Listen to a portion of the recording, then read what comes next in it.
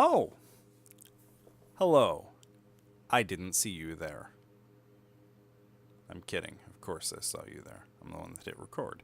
Anyway, I am Jim, and I am one of the stars, as well as the main producer behind Cinematic for the People.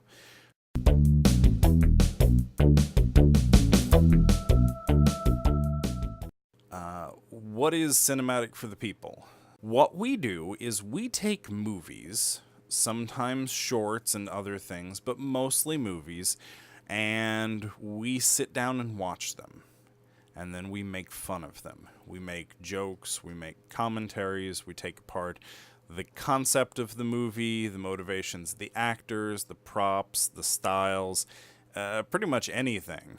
And then I go back and I take all of those comments and I glue them to the movie so that when you watch it, you can see the movie and us all wrapped up into one ball like you were watching it there with us initially. Basically, it's the same sort of thing that Let's Plays and teens react to, elders react to, brony commentary, all of that stuff. Have you ever seen MST3K? It's kind of the elephant in the room. I can't really talk about CFTP without mentioning MST3K. We do the same thing they used to do. And we do it for free, and we do it for you.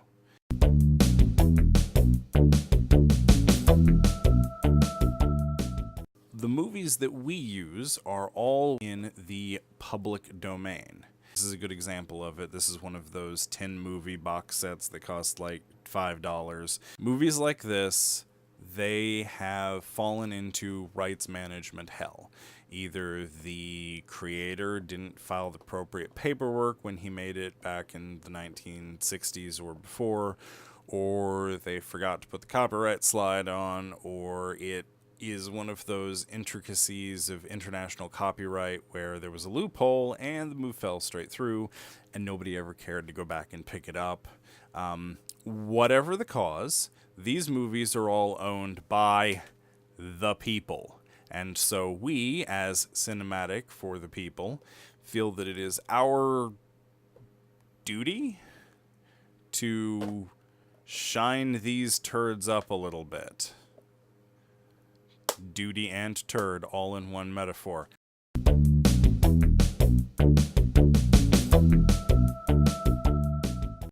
Cinematic for the People started as an actual television show.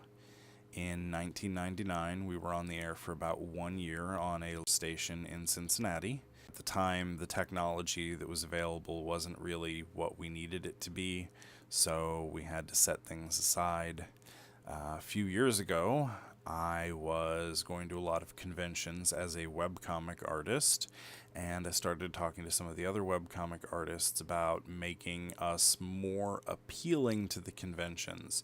You know, hey, in addition to talking about my webcomic, I also do this thing where we make fun of terrible movies in the middle of the night while people get drunk. Turned out conventions actually liked that. So we started doing a few different movies. We discovered that we could watch the movies over the internet more or less in real time and comment on them, because we got a guy that lives in Texas, we got some people in Michigan, I personally am in Ohio, Russ is in New England. We got people all over the country, they all participate. It's sort of like one part podcast, one part TV show. We started recording these outings of us making fun of the movies to practice. And then it occurred to me that I could take those recordings and do editing magic and make a TV show out of it. So editing magic happened.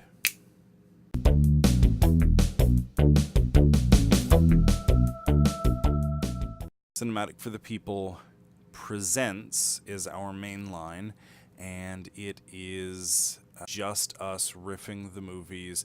Sometimes there's host segments and discussions thrown in, but for the most part it is kind of like a riff tracks that you don't have to sync up. There's no MP3s, there's no downloading, there's no cost.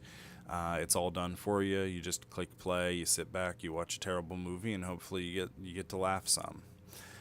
We also have Cinematic for the People Versus, which is our lofty attempt to make a show more in the vein of actual MST3K.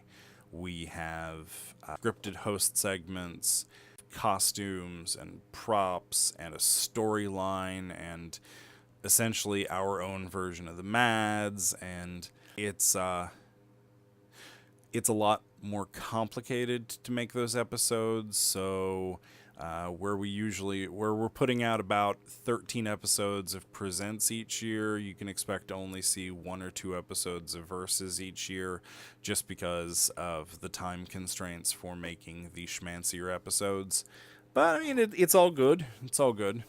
We do shorts, we do some serials. We did a couple episodes of My Little Pony once, just because I was drunk and it seemed like a good idea at the time.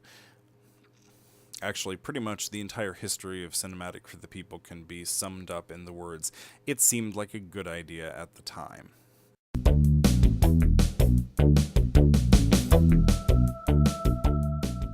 As I said before, we don't charge for our stuff. Everything here is free. Everything here is made for you. We do take donations if you want to be awesome and give back if you liked it. We also make and sell DVDs of the show, which are available on our website. DVDs, that's nice. It's very nice. Very nice. With wonderful artwork by Russ.